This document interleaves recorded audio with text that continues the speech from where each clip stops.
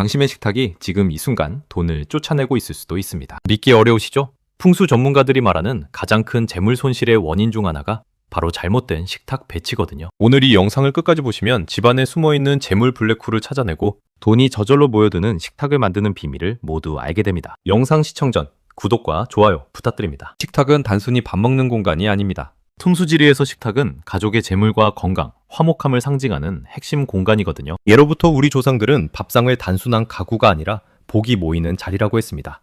수천 년을 이어온 그 지혜가 오늘날에도 여전히 살아있답니다. 동양 풍수에서 식탁은 재물과 직결됩니다. 음식은 곧 재물이고 그 재물이 모이는 식탁은 집안의 재물 에너지를 담는 그릇과 같죠. 중국의 전통 풍수 고전에서도 식사 공간의 배치가 가족 전체의 운세에 영향을 미친다고 기록되어 있습니다. 우리나라도 마찬가지예요. 전통 한옥에서 부엌과 밥상 자리는 가장 신성하게 여겨졌습니다. 도왕신이라는 부엌신을 모시고 밥상 앞에서 예를 갖춘 것도 바로 이 때문이었죠. 선조들의 지혜가 단순한 미신이 아니라는 걸 이제는 아시겠죠? 현대 풍수 전문가들도 식탁의 중요성을 강조합니다. 집 안에서 재물 기운이 가장 강하게 흐르는 공간 중 하나가 바로 식탁 주변이거든요. 이 기운을 어떻게 활용하느냐에 따라 가족 전체의 재물운이 크게 달라진다고 합니다. 잠깐, 여기서 중요한 게 있습니다. 식탁의 위치가 핵심이에요. 풍수에서 가장 먼저 확인해야 할 것이 바로 식탁의 위치입니다. 현관과 정면으로 마주보는 자리는 피해야 합니다. 현관으로 들어온 재물 기운이 식탁을 거쳐 뒤쪽으로 빠져나가 버리거든요. 재물이 집안에 머물지 않고 그냥 통과해버리는 셈이죠. 가장 좋은 위치는 집의 동쪽이나 동남쪽입니다. 동쪽은 목의 기운으로 성장과 발전을 의미하고 동남쪽은 풍수에서 재물이 들어오는 방향이거든요. 이 방향에 식탁을 놓으면 재물 기운이 자연스럽게 식탁 주변에 모인답니다. 벽에 등을 기대도록 식탁을 배치하는 것도 중요합니다. 기가 막힌 자리에 앉으면 안정감이 생기고 풍수적으로도 배산임수의 원리가 적용되거든요. 특히 집안의 어른이나 가장이 앉는 자리는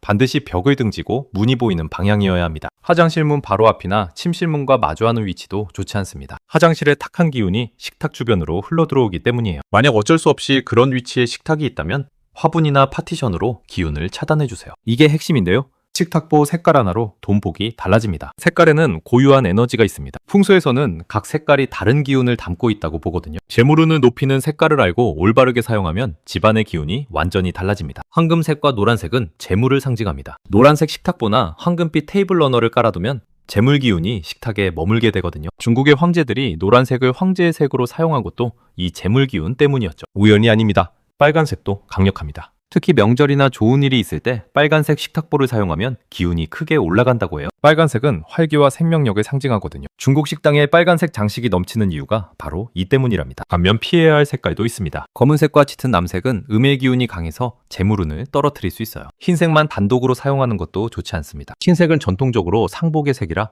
슬픔과 상실의 기운을 담고 있거든요. 녹색도 상황에 따라 좋습니다. 특히 봄철에는 녹색 계열의 식탁보가 성장과 새 시작의 에너지를 가져다 줍니다. 식물처럼 뻗어나가는 재물 기운을 상징하죠. 자, 이제 식탁 위에 무엇을 올려놓아야 하는지 알아보겠습니다. 식탁 위에는 항상 신선하고 풍요로운 것들이 있어야 합니다. 과일 바구니를 올려두세요. 사과, 귤, 포도 같은 알록달록한 과일들이 담긴 바구니는 풍요로움을 상징하고 시각적으로도 풍수 기운을 높여줍니다. 특히 둥근 모양의 과일이 좋습니다. 사과, 귤, 오렌지, 둥근 형태는 원만함과 완전함을 의미하거든요. 뾰족하거나 날카로운 모양의 것들은 살기를 만들어낼 수 있어서 좋지 않습니다. 과일 바구니는 식탁의 중앙에 놓는 게 좋습니다. 중앙은 토의 기운이 강한 자리로 안정과 풍요를 담당하거든요. 바구니 소재는 황금색이나 자연나무로 된 것이 좋습니다. 플라스틱이나 차가운 금속 소재는 피해주세요. 잠깐, 여기서 놀라운 사실이 있습니다. 꽃 한 송이로 돈복이 달라진다는 게 사실이에요. 식탁 위에 생화를 놓아두는 것은 정말 강력한 풍수 습관입니다. 살아있는 꽃은 살아있는 기운, 즉 생기를 가져다 주거든요. 특히 노란 국화나 노란 해바라기처럼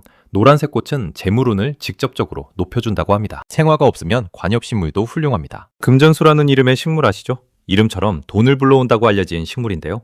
식탁 주변에 놓아두면 지속적으로 좋은 기운을 발산한답니다. 관리하기도 쉬워서 어르신들도 키우기 좋은 식물이에요. 단, 조화는 쓰지 않는 게 좋습니다. 조화는 생명이 없는 것을 흉내낸 것이라 생기가 없거든요. 오히려 죽은 기운을 퍼뜨려 재물 기운을 막을 수 있습니다. 반드시 생화나 진짜 식물을 사용하세요. 꽃병의 소재도 중요합니다.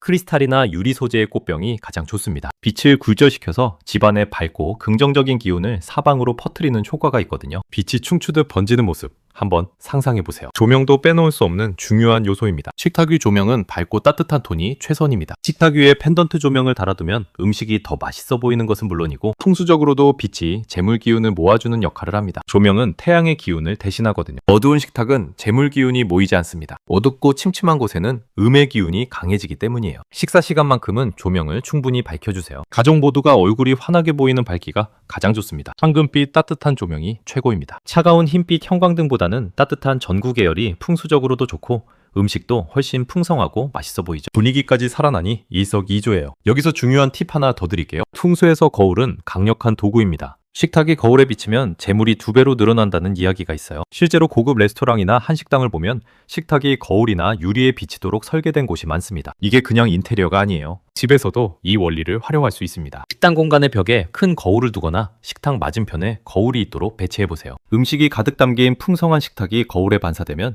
풍요로움이 2배로 증폭된다고 합니다. 단, 화장실 방향을 향한 거울이나 주방에 가스레인지가 반사되는 위치의 거울은 피하세요. 잘못 배치된 거울은 나쁜 기운도 함께 증폭시킬 수 있거든요. 거울은 좋은 것을 비출 때만 효과가 있습니다. 자, 이번엔 절대로 하면 안 되는 것들을 말씀드리겠습니다. 첫 번째로 식탁 위에 쓰레기나 불필요한 물건을 쌓아두지 마세요. 식탁이 물건 보관 장소가 되는 순간 재물 기운이 완전히 막혀버립니다. 청구서, 신문, 약봉지, 열쇠 같은 것들이 식탁 위에 쌓여 있지 않나요? 지금 당장 치우세요. 재물이 숨쉴 공간을 만들어줘야 합니다. 두 번째로 식탁이 흔들리거나 다리가 맞지 않는 것도 큰 문제입니다. 불안정한 식탁은 가족의 재물운도 불안정하게 만든다고 합니다. 식탁 다리가 덜컹거리면 지금 바로 고쳐두세요. 세 번째, 칼이나 가위를 식탁 위에 올려두지 마세요. 날카로운 금속 물건은 살기를 불러옵니다. 조리도구는 반드시 주방에 보관하고 식사 후에는 반드시 치워야 합니다. 과일칼도 예외가 없어요. 네 번째로, 시든 꽃이나 죽어가는 식물을 방치하지 마세요. 이미 죽어가는 것은 빨리 치워야 합니다. 죽은 것을 방치하면 그 음의 기운이 집안에 퍼지거든요. 꽃은 신선할 때만 효과가 있습니다. 다섯 번째, 식탁에서의 다툼이나 부정적인 대화도 금물입니다. 풍수는 단순히 물건 배치만이 아니에요. 그 공간에서 나누는 에너지, 즉 대화와 감정도 중요합니다. 식탁에서 싸우거나 부정적인 이야기를 많이 하면 재물 기운이 흐트러진다고 합니다. 그렇다면 지금 당장 실천할 수 있는 것들은 무엇일까요? 오늘 집에 돌아가셔서 제일 먼저 식탁 위를 깨끗이 정리해보세요. 불필요한 물건은 모두 치우고 마른 행주로 식탁 자체를 구석구석 깨끗이 닦아주세요. 이것만으로도 기운이 달라집니다. 청결함이 바로 풍수의 시작이에요. 다음으로 노란색 계열 식탁보나 테이블 러너를 준비하세요. 없으면 당장 구입하시는 것도 좋습니다. 비싸지 않아도 됩니다. 중요한 것은 색깔이거든요. 저렴한 것도 충분히 효과가 있어요. 과일 바구니도 준비해보세요. 계절 과일을 구입해서 예쁜 바구니에 담아 식탁 중앙에 올려두세요. 먹을 것이 풍성하게 있는 집에 재물이 모인다는 게 풍수의 기본 원리입니다. 밥 한 끼가 아니라 풍요로운 삶의 상징으로 바라보는 거예요. 계절에 맞게 식탁을 바꿔주면 더 큰 효과가 있습니다. 봄에는 초록색과 분홍색 계열로 생기를 더하고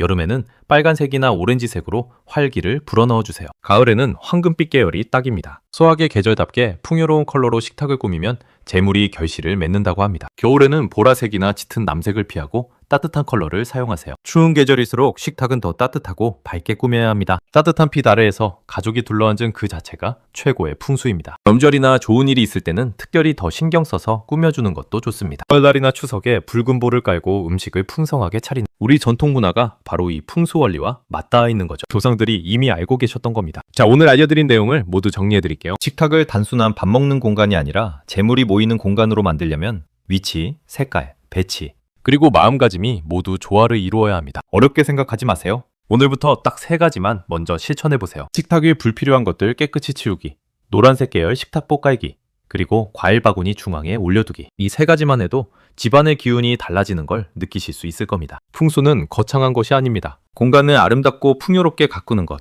긍정적인 마음으로 공간을 채우는 것, 이것이 바로 진정한 풍수의 의미거든요. 식탁에서 나누는 따뜻한 밥 한 끼, 가족의 웃음소리, 감사한 마음으로 나누는 대화, 이것들이 진짜 재물이고 진짜 복이 아닐까요?